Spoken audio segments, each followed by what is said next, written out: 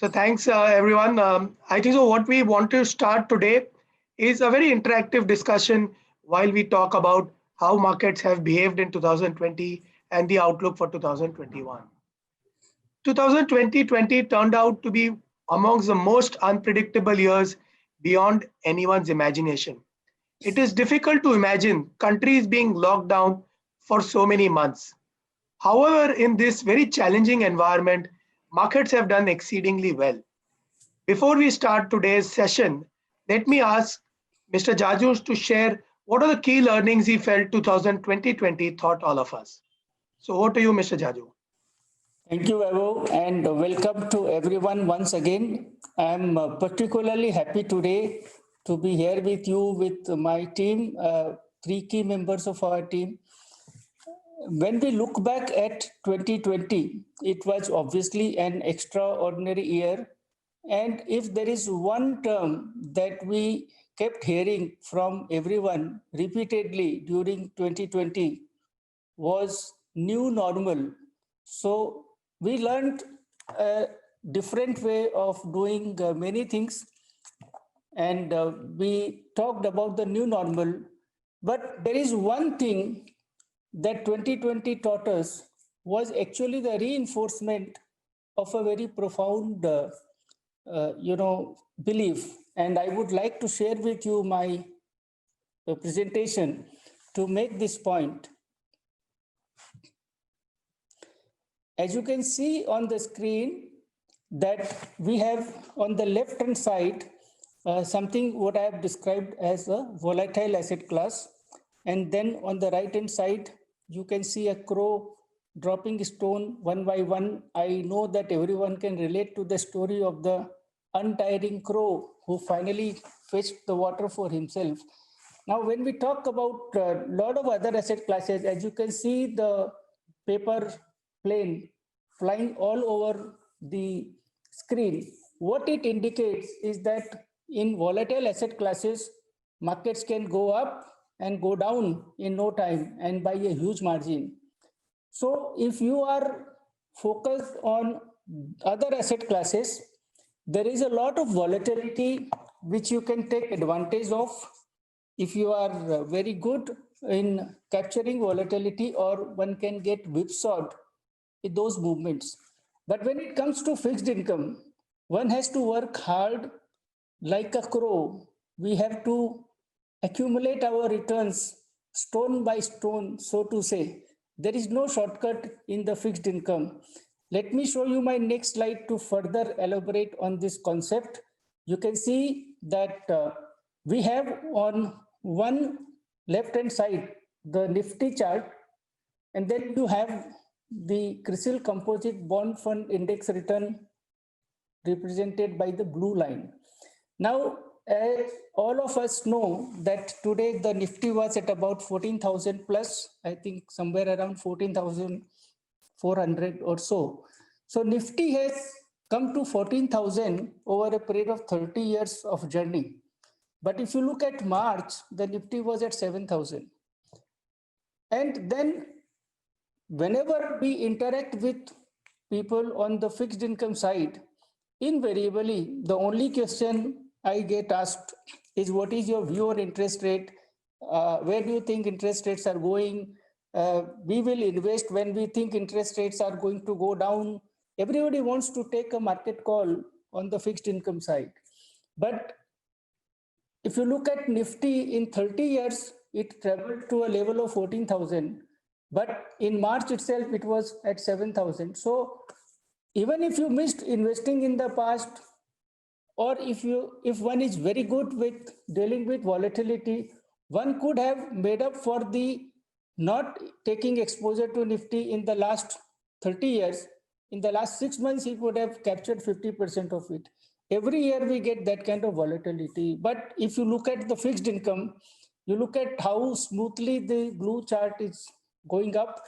And specifically, if you look at the lockdown period when the Nifty fell, and this is not the first time this kind of movement happened, just look at how small the drop is in the fixed income chart. So the point I'm trying to make is that we spent too much time trying to understand where the interest rates are going to go up in the next 6 months. And we need to rather focus like the crow, build our portfolio year by year, year by year. You can't make up 50% of the 30-year journey in fixed income by taking an interest rate call. So that is the point I wanted to make about 2020. 2020 has once again reinforced in fixed income, the only way to get good long-term sustained return is to have an asset allocation approach. And if one is very smart with volatility, if one is very smart to take market calls, maybe that is far more effective in other asset classes like equity or commodities or gold. But in fixed income, the only way to make long-term good wealth accumulation is to go stone by stone. Thank you so much. I think that is my biggest learning from 2020. There is a new normal in every other space of life, but as far as the fixed income is concerned, it reinforces the point that you have to invest every day and invest for long term with an asset allocation approach.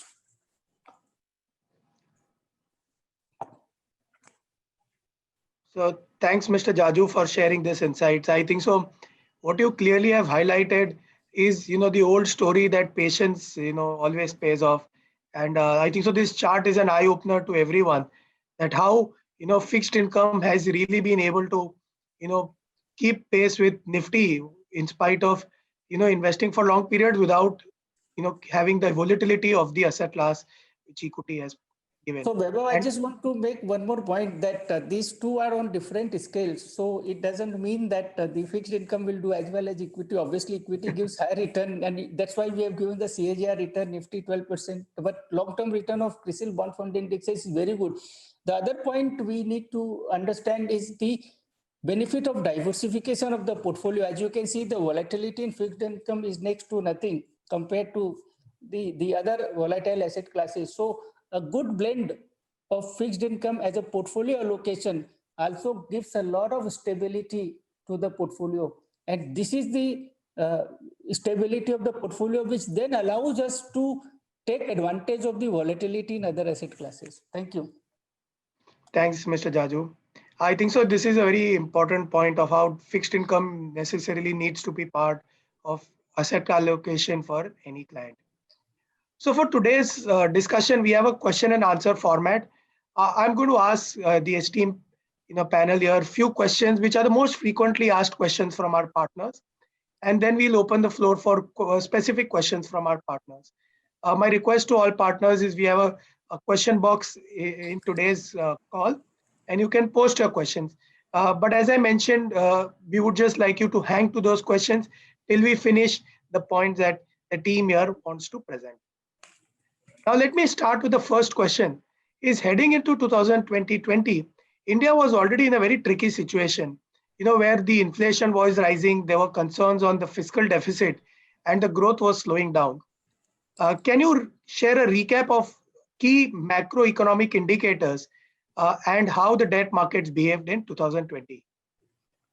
Thank you, Vaibhav. Let me start with taking a stock of the current macro environment. Let me just describe what are the key variables as far as the interest rates are concerned. So we know that there are two parts in which we analyze the fixed income, the global environment and the domestic environment. So as far as the domestic markets are concerned, the obvious indicators like inflation, GDP growth, liquidity, etc. affect the interest rate environment. And in case of global, we believe that the central bank policy, growth outlook and the geopolitical scenario are important. Why we need to look at the global and domestic environment separately is because a country with a current account deficit is hugely dependent on the global capital flows. Therefore, you go back to the history and every time there has been turbulence in our market was originating in the global environment, whether it was in 2018, 13, 2008 or before that. Let me just now shift to a more formal assessment of the current macro environment. Let us look at the current environment. the domestic macro environment right now is one where there is a strong economic recovery underway after the COVID-induced disruption in the earlier part of the year. Now, if you look at the current environment as far as the COVID is concerned, there is a significant flattening of the COVID curve after peaking at about 1 lakh new cases per day in September. Now we are registering about just below 20,000 cases per day. And the cumulative case count, which had hit a peak of about 10 lakhs in September, now the active cases outstanding are below 2.5 lakhs. So there is a huge flattening of the curve at a very quick pace that we have seen in the last 3 months. And that has happened in spite of the festive season, number of elections in different states, and with the onset of winter, especially in the northern part of India. So these are the three factors which experts thought that could, further spread infection, but India has been able to overcome. So I think today we are in a very strong and optimistic situation as far as the COVID is concerned, which was the reason there was a turbulence in 2020. And now we already have 2 vaccines approved in India. So there is a further reason to be optimistic on quick recovery of the COVID situation. Now, if you look at the GDP scenario in the first quarter of the 2021, which is the period of April to June, there was a complete collapse in the GDP growth. Obviously, because of the lockdown, there was a 24% contraction in quarter one. The quarter one saw a very smart recovery, and the contraction was only 7.5% because the unlocking had started.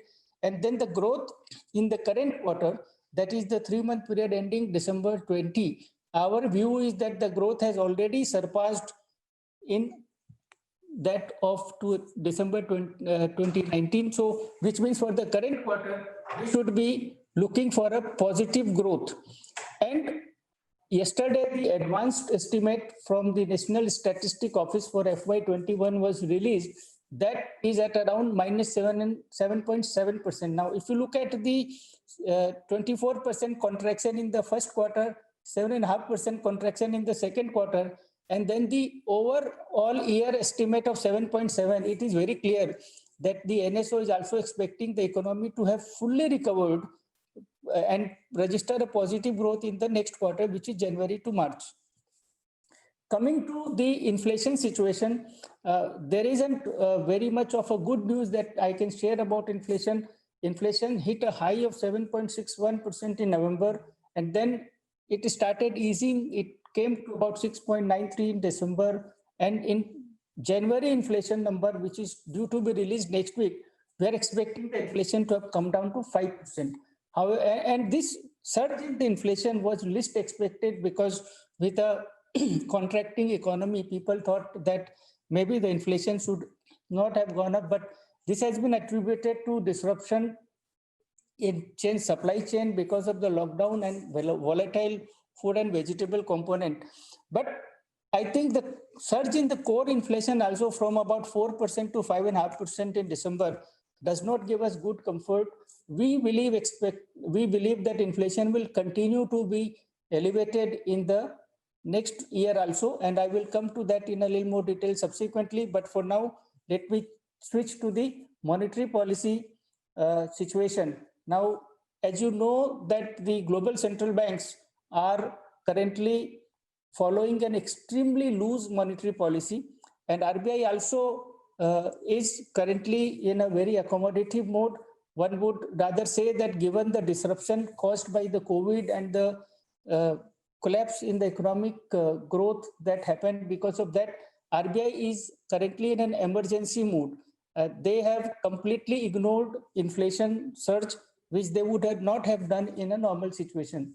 And even though the inflation has gone up, the Reserve Bank has been able to retain an accommodative stance, in our view, largely also because we saw huge inflow from the global players like FPI and FDI during this period, almost $60 billion of flow in the second half of the 2020. That led to a huge surplus liquidity in the system, and that also helped the interest rates to remain on the lower side. And finally, on the fiscal deficit front, in the current year, the government is likely to post a fiscal deficit of 8% to the GDP, which is acceptable given the fact that the year was a very, very difficult year with the collapse of the economy and the need to support the poorer section and the MSME segment of the economy. But even for fiscal 22, next year also we believe that the fiscal deficit will be on the higher side. There is repeated noise from the government that once the COVID situation stabilizes, they would then go on a more aggressive fiscal stimulus package. So I think broadly, just to recap what I have said, that the Reserve Bank has a lot of extra elbow room to continue pursuing a loose monetary policy in spite of high inflation because of the excess liquidity and the benign global environment. We have a very difficult situation to handle on the inflation side. So this is how we are poised. I will now request Kruti to also give you a little more detail on the different data points that we saw during 2020. So over to you, Kruti. Thank you. Good evening, everyone, and I hope everyone is doing well. So just getting into the data points of 2020 and how we were looking. So if we just see, the main point has been COVID scenario in India, and this is how the graph looks like, new confirmed cases. And the yellow line gives you 3-day moving average. So we see that since the economy started opening up, March, we went into the full lockdown, and in tranches we were opening up. It was only towards the end of the May that we started opening up in a bit, where we saw restaurants and flights resuming. And thereon we see that the cases increasingly went up. Like Jadusha mentioned before, also September was the time when we peaked out with the new confirmed cases and active cases, and thereafter we've seen that we have come down. Now the cases have been daily reported below 20,000. An average comes to 16 to 17,000 daily. That is in spite of the economy running fully and completely, everything allowed. Coming to CPI. So we see that CPI has shot up, obviously, and March was a level where we were at around 5.5. Thereafter, because of the shutdown in economy and logistic issues, we had seen that the CPI had gone up. So most of this is attributed to food inflation, which is 45% of the basket of the CPI. And because of the logistic problems, they said that the food inflation had inched up. Last month was the only month where we saw a drop at 6.93%. Otherwise, throughout we had seen the inflation being between 6.5% to 7%. But on the other side, if we go to see, your core inflation has also gone up from 3.5 to 5.51, and reason being that there has been a rise in your education costs. Obviously, there's a massive healthcare which has risen up during these months, and also some of it is attributed to transportation costs becoming more heavy during these times. So this is why the core inflation has been sticky, and we don't expect core inflation to come down much, but definitely on the CPI side, we expect it to come down because the volatile part of the inflation will come down. Coming on to the commodities, we see that tea is as of the 5th Jan, and we see the movement over 3 months, 6 months, 9 months, and 1 year. So if we see Brent crude, we had seen that it had gone to the lowest levels. From 69, it had gone to 31 9 months before. And thereafter, we are seeing that there is a recovery. Now it is at around $50. Same as with the other commodities. So gold naturally had seen a rise because of people rushing to safe haven investing, but now we are seeing that the momentum is getting loosened over here in gold and silver and platinum. If we see the industrial, we see that most of the commodities are seeing rise year on year basis. Iron ore and steel particularly has seen a higher rise because of the ban that the Chinese ban that has happened on the Australian imports. Therefore, and China being one of the economies which has picked up the most, the demand for steel remains highest over there, and because of the higher demand and lower supply, Australia being one of the largest supplier, the steel prices have just shot up to the levels at 70%, 75%, and this has also affected Indian steel prices so far. Agricultural goods also has seen the same trend. So overall, we are seeing that the commodity prices have recovered a lot from the previous year's levels. Towards the fiscal deficit, the budgeted deficit was obviously 3.5% for FY21, but that was just before the COVID broke out. And now the scenario looks much more different, wherein we are seeing that the revenues are collected so far. The November ending number is only 40%, whereas your expenditure stands at 62%. Majorly, the expenditure remains still with the on the revenue expenditure side, and the capital expenditure remains on the lower side given the situation currently. So based on this, we expect that the market consensus is that the fiscal deficit should be around 8% this year. On the CAD situation, we have seen that there has been 2 quarters of surplus, which is a rare situation, being India is an oil import country. But if we just see the last 2 quarters, we have really gone down on the oil imports. A, because the prices have gone down drastically, and B, there hasn't been much of the mobility and use. So if we see for Q1 and Q2, the approximate oil imports had been around 15 to 20 billion dollars. Compared to what it used to be, 30 to 35 every quarter. So that is one of the reasons why we are looking so good on CAD. But this number, as we import more and as we open more, may see a neutral level this year.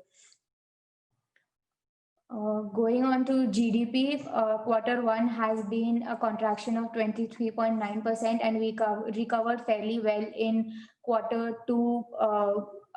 That was mainly because of revival in manufacturing, which is around 15% of your GVA basket. There was the agriculture has been good in both the quarters, and also there has been a push from government expenditure, which helped in the revival of the GDP a bit. But mainly it was because of the manufacturing that had pushed the GDP number in Q2. And if we see the credit growth, we have seen, so an observation over here, we would make that in December 2018 is when the credit growth peaked out. This is also a period where the IL&FS crisis happened, and thereafter we are seeing that the credit growth had seen dropping.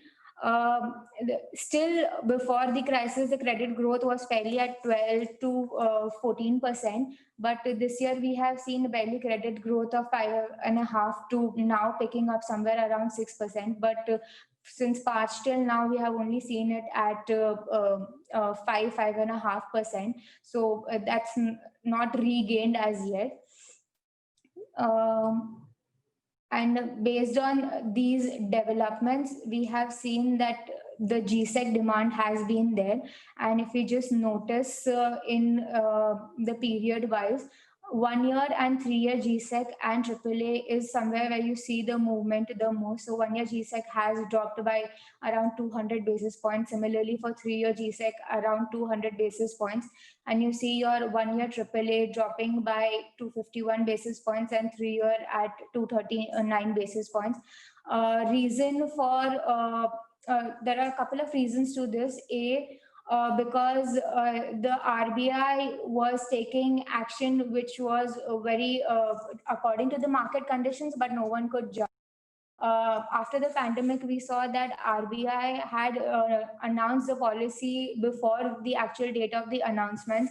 So it was very hard to predict the movement of RBI at that point of time.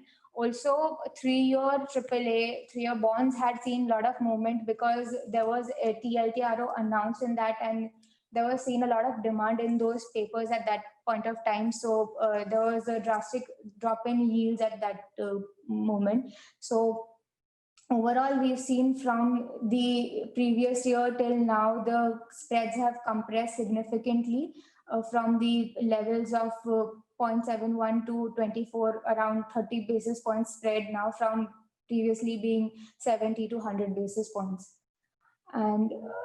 Um, and just on a global, if we see the Fed, when the pandemic broke out, Fed took an immediate action. So its first reaction was cutting down the rates by 50 basis points. But as the situation seemed to be worsened out, they went in for 100 basis points and dropping straight right to zero. Addition to that, they had given a lot of quantitative easing, and Fed balance sheet has pumped up so much that from the year beginning at around $4 trillion balance sheet, now it is around $7.3 trillion. So it has nearly increased its balance sheet size by 85%. That was an action which was taken by Fed. On the domestic side, also we had seen lot of support by RBI. So initially there was a rate cut. In total, we have cut 115 basis points in tranches. Addition to that, we have seen a lot of support coming in through OMOs and TLTROs to keep the liquidity supported and the market supported, with which we've seen the levels coming down from 7.5 to now 5.85 is the range that is there.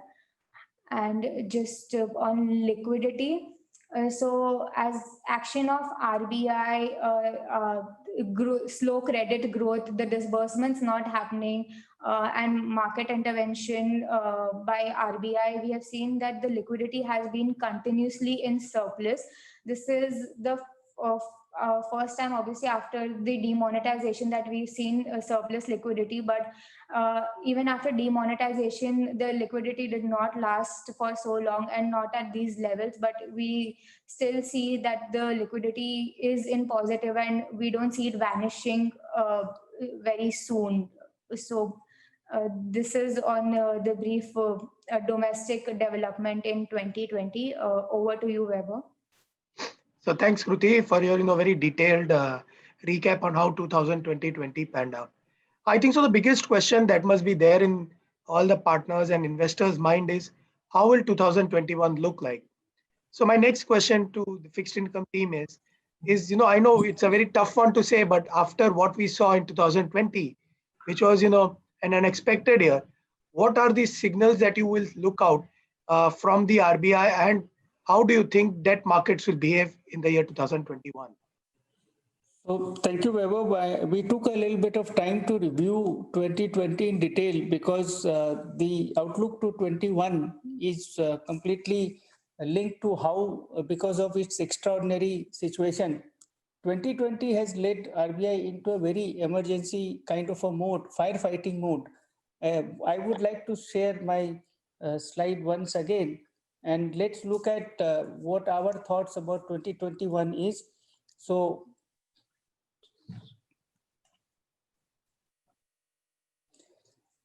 see, first and foremost, I think the Reserve Bank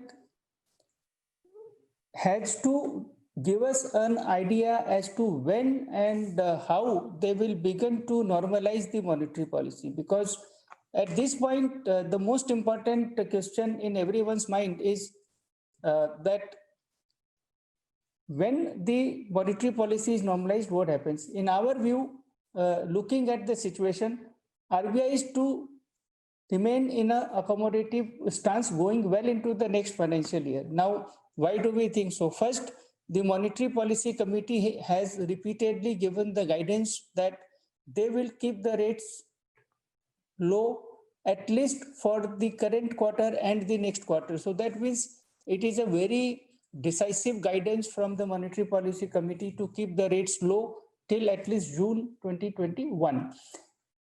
Now, I talked about the COVID situation and I talked about the economic recovery in some detail because the Reserve Bank took extraordinary steps of cutting rates very aggressively because of the COVID disruption, which led to economic fallout. Now, we have seen in the earlier section how the COVID situation gives us a lot of comfort and confidence as to how the situation should continue to improve.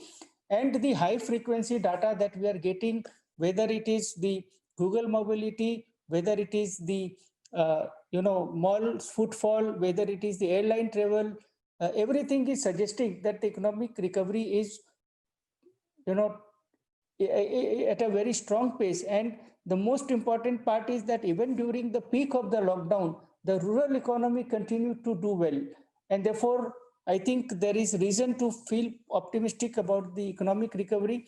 The government of India has also indicated that once the COVID situation is under control and the government feels confident, it is at that point that the government will loosen its purse strings and go for a fiscal stimulus of a more aggressive nature. Now we are at this stage where the economic recovery is strong and the COVID situation is coming under control.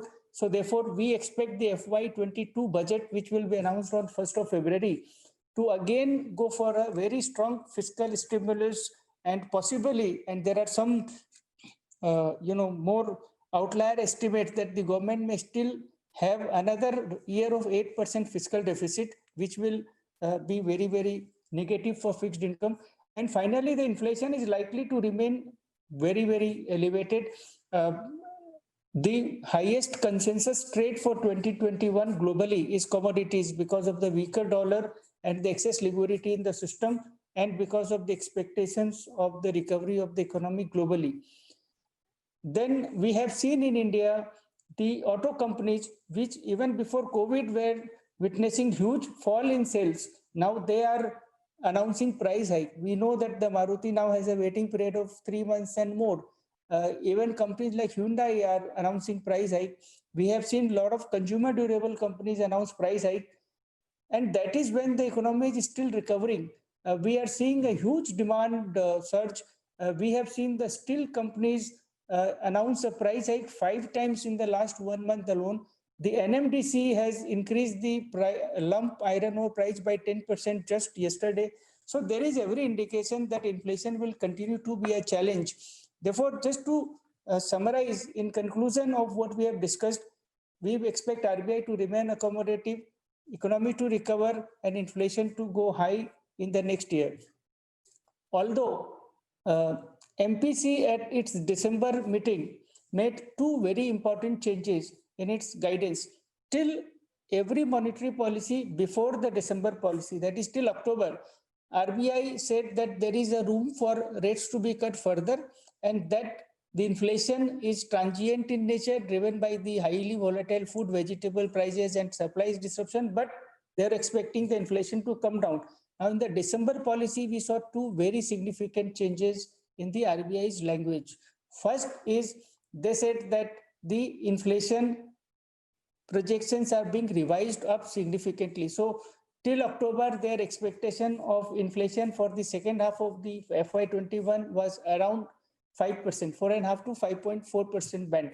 But in December policy, they revised the inflation forecast for the current quarter to 6.8% and for the January-March 21 period to 5.8%. Now that is almost 100 to 150 basis points upward revision in forecast. And then RBI said that the room for any further rate cuts is constrained because of the higher inflation. And why? Because they said that even though inflation may fall in December, and which is what we said, maybe it falls to about 5%, but that fall will now be transient and they expect the inflationary pressures to continue to build up. In that backdrop, I think one can say with a reasonable amount of confidence that maybe the rate cuts are not going to be there anymore. Now, in the current week, we have seen a very significant development that the US 10-year yield has breached a very critical level of 1%. Now, this is the highest level at which the 10-year US Treasury is trading after the gap of 9 months, that is from the time the COVID situation broke out. Now, why in US the rates have gone up is because of the new president from the Democratic Party, and people believe that the new president will go for a very high fiscal deficit, and that could therefore lead to much larger supplies and so on. And the other reason is that the Fed minutes were also announced on the same day, where the Fed did not extend the maturity of securities that it was buying under the quantitative easing, which market was expecting. So there was a disappointment on that front. But for the first time, we have seen follow-up selling. So after hitting 1% yesterday, it went to 1.08%. So that is a negative development. And then, therefore, a lot will depend on how RBI looks at the situation. That is for the first half of the year. And then once we get the indications on monsoon, whether monsoon is going to be normal or deficient or surplus, a lot of clue will come from there. Therefore, what does it mean in terms of the market action? We believe that the interest rates will remain range bound for at least the first half of the year, because at this point, if we look at the fundamentals which are on the left hand side, the conclusion chart, if you look at the fundamentals, inflation going high, fiscal deficit likely to remain high, the global environment isn't looking that supportive because of the impact on the 10-year US yield for now.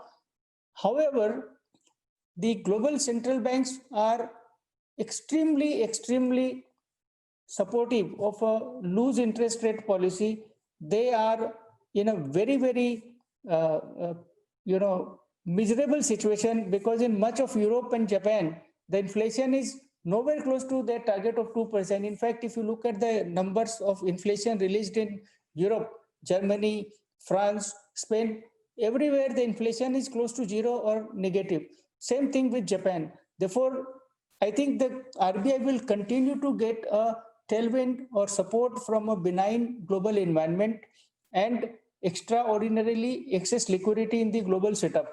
That gives the Reserve Bank a little bit of extra room, extra elbow room to maintain low interest rates. Therefore, in our view, the markets does not have the tailwind of the fundamentals to take the rates lower from the current already record low interest rates. However, this continued intervention by the Reserve Bank through open market operations, through Operation Twist, and through other monetary policy measures, that any meaningful increase in the interest rates will be arrested or capped by the Reserve Bank action. So you are looking at a pretty much no-brainer situation of a range-bound interest rate, and the obvious trade in that environment is to buy at the resistance level, and support level is where you book profit, which means if the interest rates go up and hit the resistance level, at that time you need to buy incremental position. And when there is RBI intervention and the market again gets a little bit of positive momentum, then at support level you sell. So that kind of tactical positioning is, in my view, likely to prevail for the first half of the year.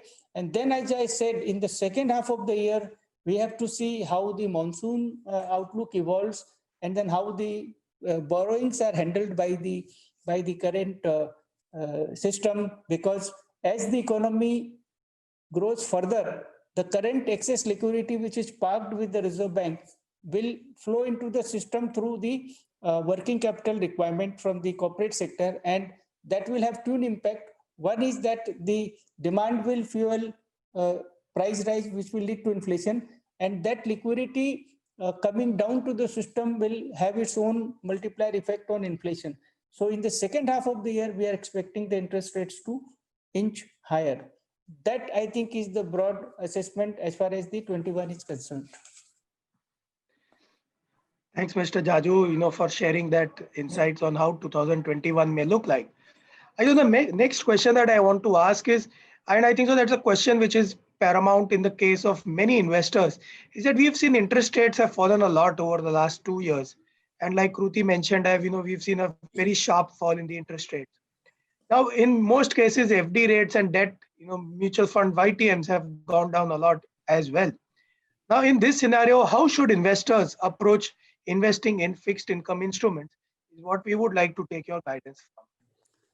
So, Vaibhav, ideally, I would like to go back to my first slide, which is what I said, that in fixed income, we have to act like the hard-working crow, and year by year, we have to earn our accrual and get a little bit of capital gains.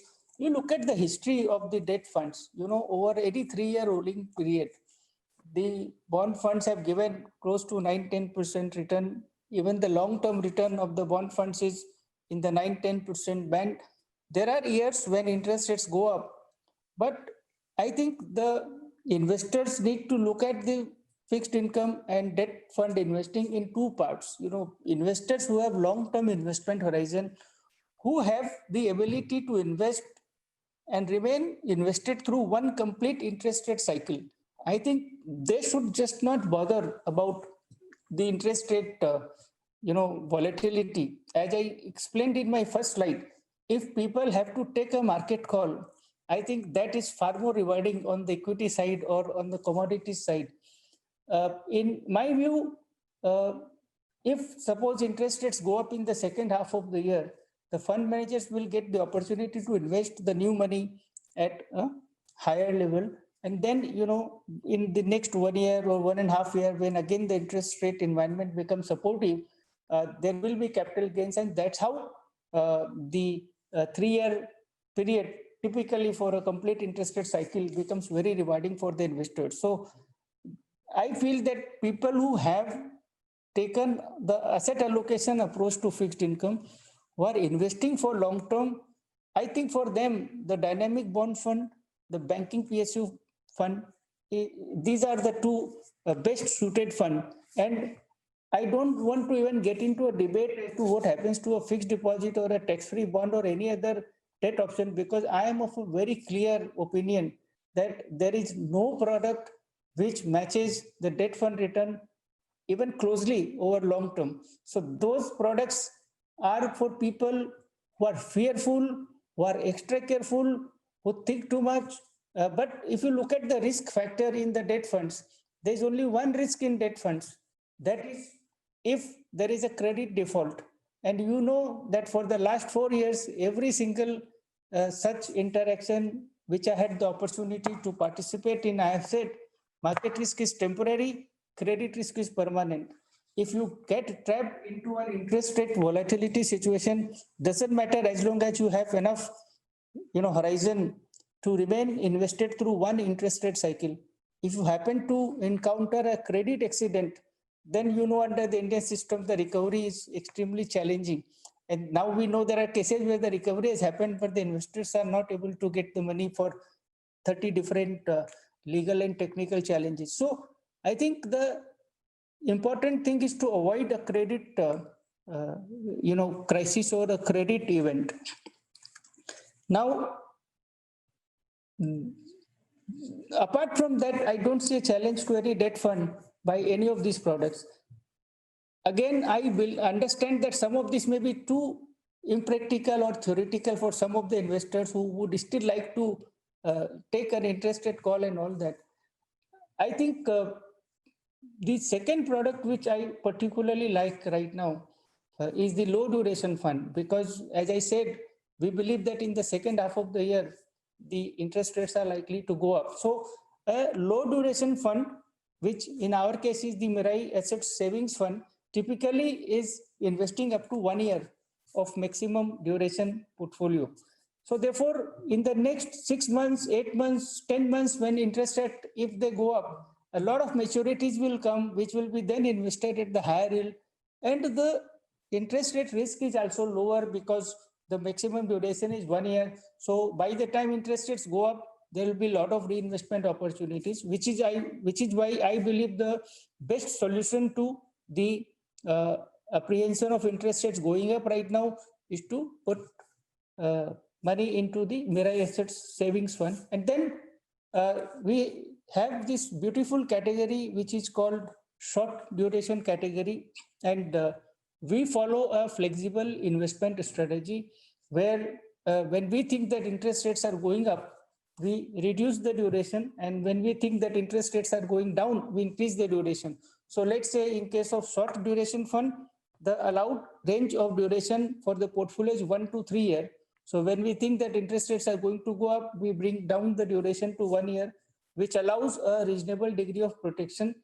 And then when the interest rates begin to soften again, you take the duration closer to 3 years, it allows you to participate.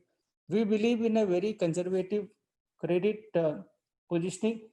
Now, therefore, in case of short-term fund, people can come with 18 to 24 months of investment horizon. I would just want to close with saying that we are fund managers, we are guided by the SEBI guidelines. So whatever I am saying now or before or after this, everyone should read that in line with the disclosures and disclaimers which we have put on our website, in our scheme offer documents, etc. They should consider the risk disclosures and disclaimers along with all the comments that I have made today. Sure. Thanks, Mr. Jaju, for telling different options that investors can look at for investing in this kind of market scenario. One last question before we take, I think so we're already seeing about 10-15 questions posted from our participants. One last question from my side is, in last year we saw Mirae launch few products and strengthening the fixed income basket. Can you share some ideas on what we are planning to do in 2021 and trying to strengthen the fixed income basket for investors? So as you can see, we have the whole fixed income team with me today. So the idea was to give you a flavor of how strong processes and systems we have. We have dedicated leaders for the dealing side, for the credit side, and for the market and portfolio analysis side. And in the current year, we have added 2 products into our basket, and we are still in the process of building our business.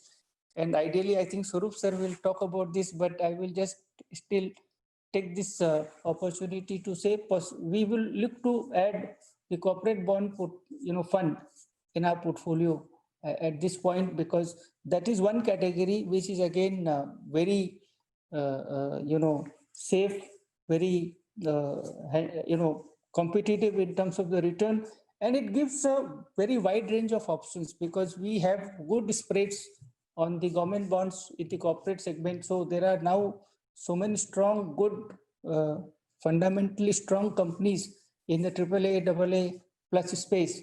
And that is one segment where we are going to introduce our next product. As you know that all the other products that we have introduced in line with the market, situation and in terms of the investors matching. So I think this year corporate bond fund is a product that will fit in very well.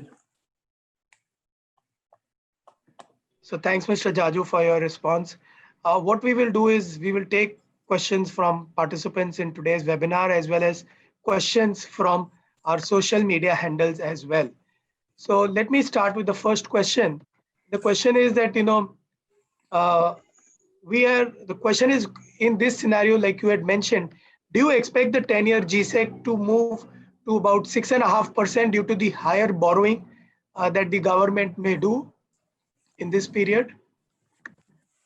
See, I believe that for India, the fixed income world moves in 2 parts, right? One is the global environment and the second is the domestic environment, which is why I think we are perhaps the only people who present the fixed income outlook separately for global and domestic. Now, at this point, the global environment has been extremely benign. We have got a lot of flows, as I mentioned, around $60 billion in the second half since July itself.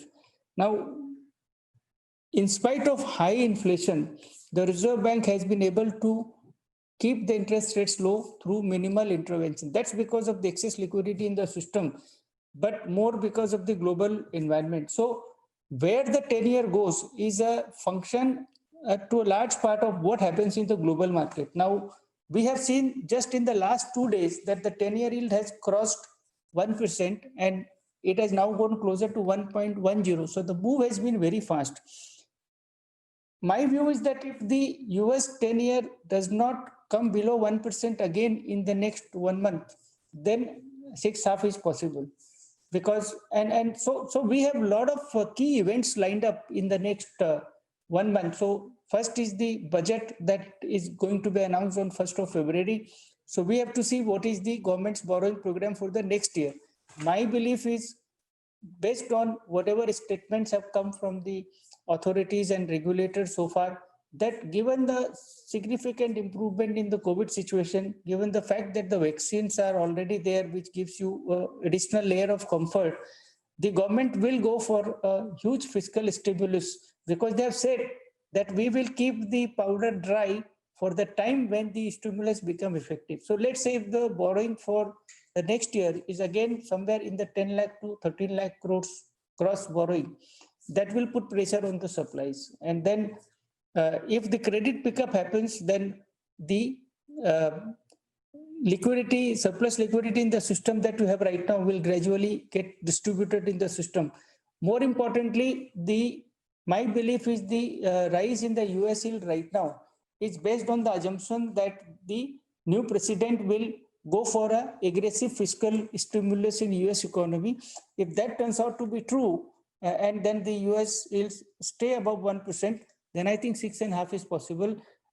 If you ask me, my view is that sometimes during 2021, we might as well see 7%, but it is too early to take that call. We have to really see the situation as it evolves, because we believe in flexible investment strategy.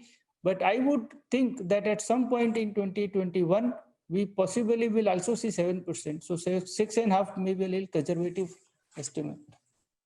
Sure. Thanks, Mr. Jaju. I think the next questions, there are two questions from our participants. Is one is question that where do you believe senior citizens should invest, and the second, which is which is a question from Mr. Anand Kumar, and the second question, which is from Mr. Gauri Shankar, is if an investor has a time frame of 2 to 3 years, which is the place that you would suggest them to invest in the fixed income space? So as far as the senior citizens, where they should invest, I think we have some of the experts in our call who are the right people to advise them, because senior citizen by itself is not a complete description of the investor's risk profile. It has many phases. So I would say that it depends on his risk appetite and the risk-taking ability and the investment horizon. What I feel, though, I would just like to extend is that there is too much fear of volatility in fixed income and too less fear of volatility in other areas. I have explained how in my first slide that the fixed income volatility is very, very minimal. In my understanding, in the last 25 years of mutual fund, there has hardly been a situation, once or twice maybe, where a bond fund has given a negative NAV for investment holding period of more than 1 year at a time. So I think irrespective of one's age, risk appetite, whatever, the important thing is to maximize returns. And therefore, I think the bond funds, the dynamic bond funds, the banking PSU funds are where people should get invested in. If someone has an investment horizon of 3 years and more, then in my view, it's a very straight choice, banking PSU and the bond funds.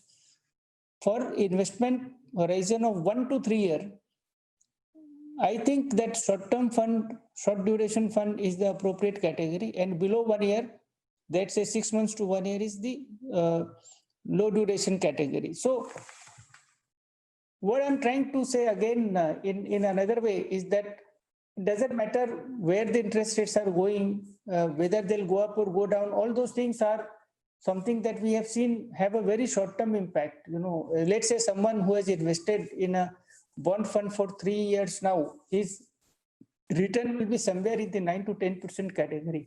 Even if the interest rates go up by 1% in the next 1 year, let's say what I said, if 7% happens, what happens is 9% return will drop to 7.5%. So it's not very, debilitating. So once you cross the 3-year threshold of investment in the fund, your ability to take the next shock of interest rates volatility is much higher. So And the returns are much better. As I have said in one of my earlier calls, that if you earn 1.5% extra on 1 crore for 30 years, you end up getting 30, 45 lakhs extra, which is a lot of money. So we talk about compounding impact and the long-term investing, etc., everywhere. But when it comes to fixed income, we are overpowered by our fear of safety. And then where do we find safety is in aggressive credit fund, because we think it can give a little bit higher than the FD. All those assumptions have been invalidated in the last 3 years. So I think that people should go strictly by the investment horizon, 1 to 3 year. If you are on the edge of 3 year, then banking PSU and bond fund. If you are on the edge of 1 year, then low duration fund. If you are in between that 1-3 year range, then short duration fund. Sure, thanks, Mr. Jaju. There are two questions from Mr. Ashish Kumar and the question from Mr. Krishna ji, which are on similar line, which is that if you can help explain what is the strategy of managing a dynamic bond fund. Well, strategy is conceptually pretty straightforward. If interest rates go up, you bring down the duration, and if interest rates go down, you take up the duration. Now, as I said, if it is short duration fund, we are operating in the range of 1 to 3 years. If it is a banking PSU fund, we have set for ourselves a range of 2 to 5 years. But in dynamic bond fund, it's a more wider range. So if we think that interest rates are going up, we may keep everything in T-bills or the TREPS. And if we think interest rates are going up, we may invest in 10-year, 15-year, 20-year bond also.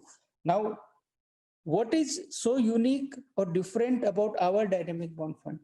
Because there are two risks and sources of return when you invest in fixed income. One is the duration risk and the other is the credit risk. Now, in our dynamic bond fund, we have decided to invest only in AAA PSU and government bonds, and maybe just very high category 3 AAA semi-institutional papers. So in our dynamic bond fund, and which is something I believe unique to our fund, is we completely separate the duration risk from the credit risk. So in our dynamic bond fund, it is only the interest rate volatility. Now we have seen that interest rates are so volatile from 2018 when it was 9%. It has come to close to 5.75 in 3 years. That has resulted in very good return for the fund. When we launched our dynamic bond fund, that time also the 10-year was somewhere around 6%. And people used to ask us that, look, if the 6% is your portfolio YTM and 1.5% is the expense ratio, how will you give 8-9% return that you're talking about? And we used to say, look, every year in India, the range of the low and high of 10-year is at least 100 basis points, and most of the time more than 115 basis points. That's almost a 9% potential capital gain. So even if you take 1 or 2 moves in the year, it is enough. So I think people mostly confuse between, oh, are we trading in the dynamic bond fund or are we going with the fundamentals? And that is where there's a lot of confusion. We believe in taking fundamental calls and taking advantage of the interest rate directional trends. So basically two unique features. One is that you strip the duration risk from the credit risk. So we invest only in AAA PSU bonds, government bonds, and then we manage the duration actively, which simply means when we think interest rates are going up, we reduce the duration. And when interest rates again, environment becomes favorable for the interest rates to go down, we then take the higher duration call.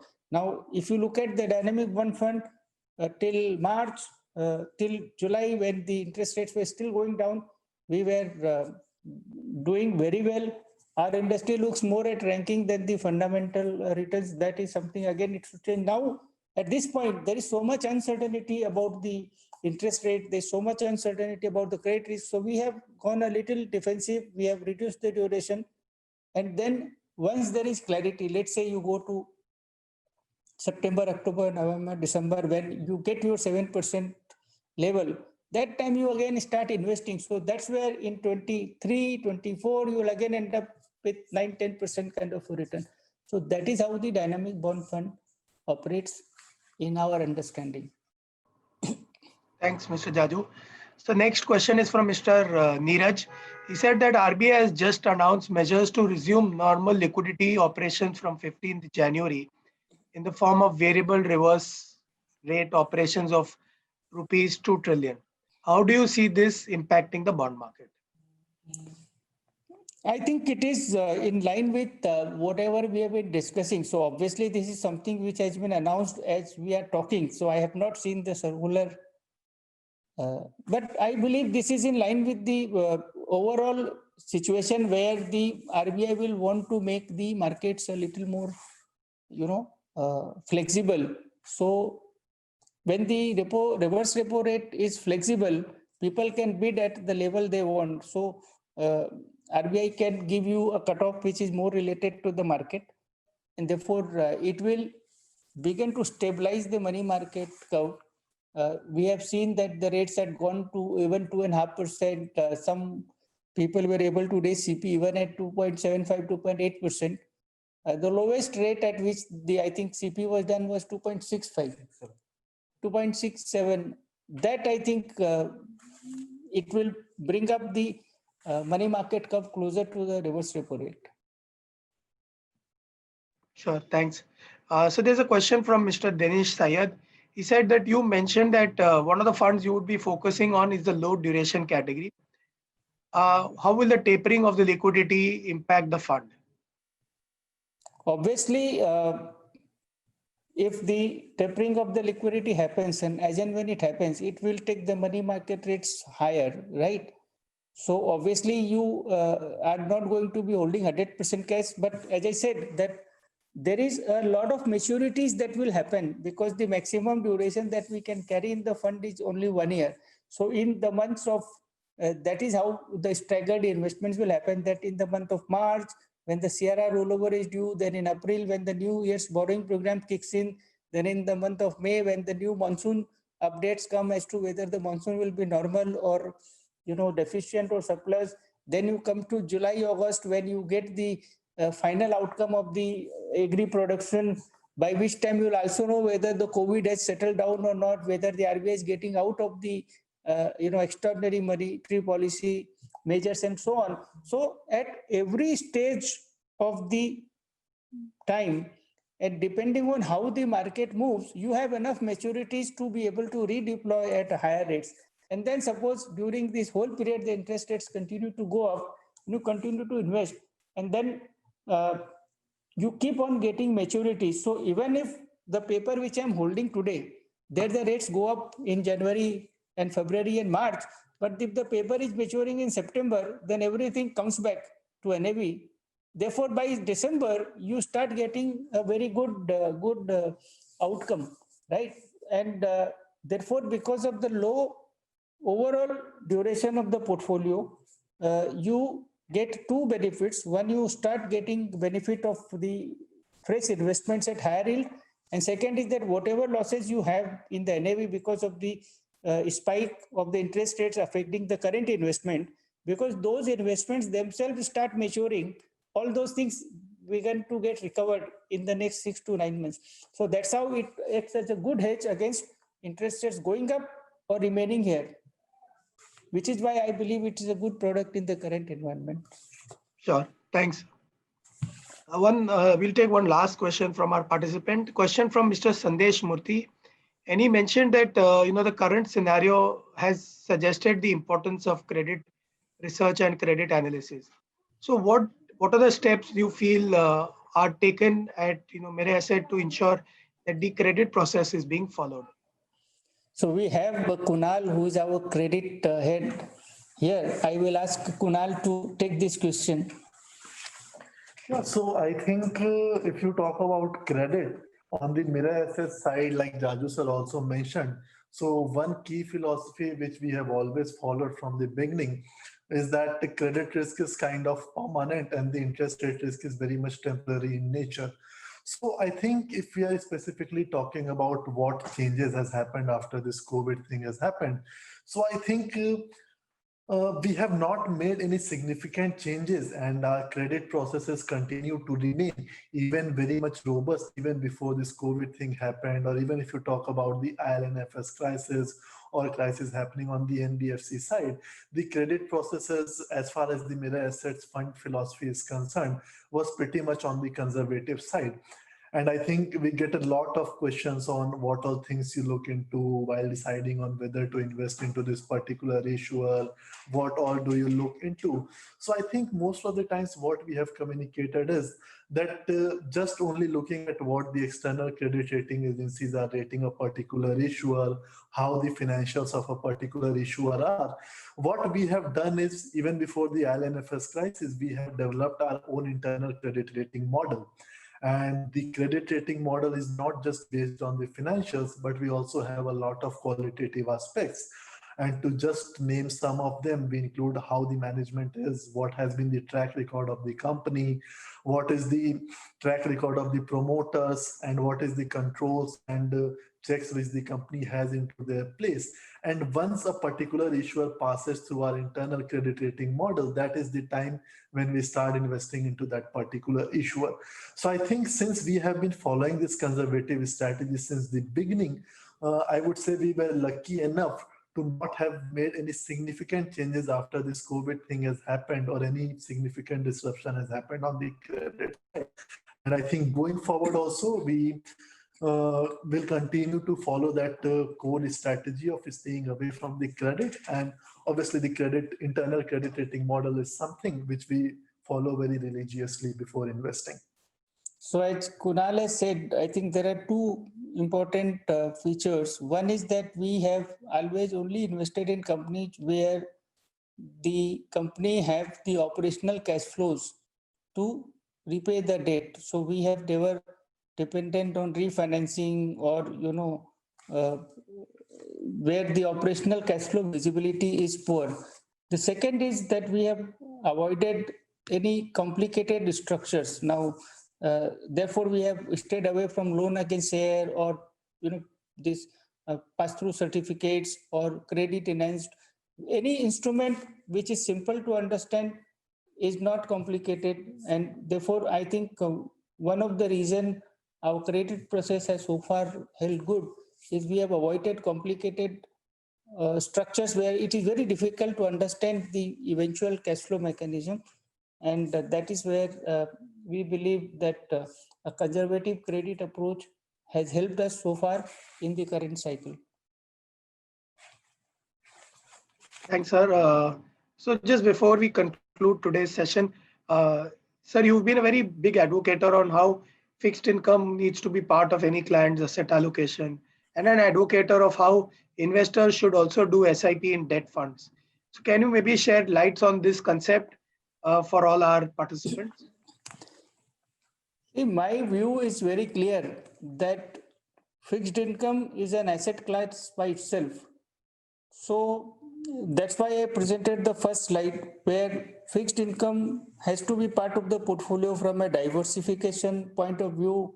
If I use a little more technical language, to improve the Sharpe ratio of your fund by reducing the standard deviation of the portfolio in volatile markets. There is, only not the return factor, as we have seen now that the fixed income funds give good return. I mean, if you look at the 25-year return profile, I do not know whether this is true, but many people say that the compounded return of the 10-year bond or the CRISIL bond fund index is higher than the Nifty. Certainly it was true in March. I don't know whether it is true now. So I think the important part is that when you are investing, you have to maximize your return. Why do you have to fear? We cannot invest out of fear. We cannot invest to maximize our safety and not maximize our return. How do we define safety? As I said, no bond fund has given negative return of more than 1 year at a time, but most bond funds have given 9% return for the longer period. So one of the investor education objective has to be to explain that the fixed income is not something to be defensive, you have to maximize your return. And the biggest concern that people have in that is the volatility. Most people feel so scared when the NFE goes below 100. Now, how do you overcome that? I think we have, from the mutual fund industry, been able to conquer volatility even in a wild asset class like equity. And there has been only one simple financial discipline tool that we have used, which is the SIP. So if you do SIP in equity fund, then you are able to remain invested during volatile times and make money. Most of the people that I meet, the only selling point for equity is through SIP, because then once you do SIP, all your fears and apprehensions are taken care of. There's no reason we cannot do the same thing on the debt side, because let's say you start investing when the 10-year yield is at 5.75% now, it goes to 6%, your next installment is invested at 6%, then at 6 quarters, then at 7, so on. So by the time interest rates peak, your average investment return is 8%. And then when the interest rates come down, you will make a lot of money. So I think SIP is a financial planning tool. It's not only applicable for equities. So if you are investing in highly volatile fixed income funds like bond funds or the banking PSU fund, but which have a very high quality of portfolio, then your only risk is the interest rate volatility, which you can make work in your favor by doing SIP. Just to give you an example, Vaibhav, and I don't have the numbers here, but you are aware that in last 2 years when there was a huge volatility in interest rate, our lump sum investment in Dynamic was giving a return of something like 11, and the SIP was giving a return of something like 22 because of the same factor. And I'm sure it is true for most of the debt funds because everyone went through the same situation. So I think to overcome the fear of volatility, the fear of negative return, which has held us back, and look for a safety like FD and forgo return, the one way to get over that fear and maximize our returns from fixed income is through the SIP route. Thanks, Mr. Jaju.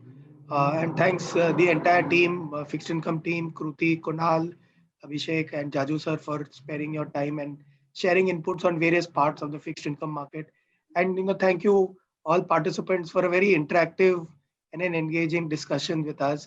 Hope to continue such discussions with you.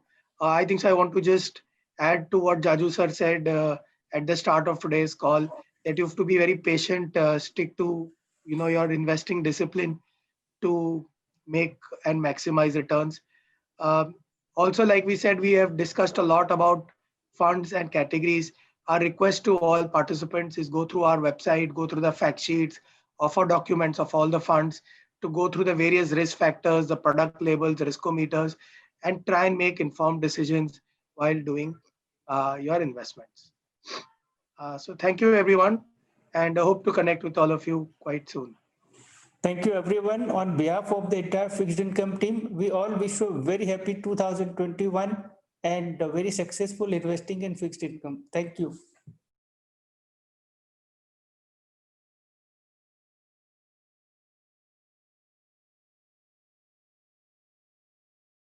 Mutual fund investments are subject to market risks. Read all scheme-related documents carefully.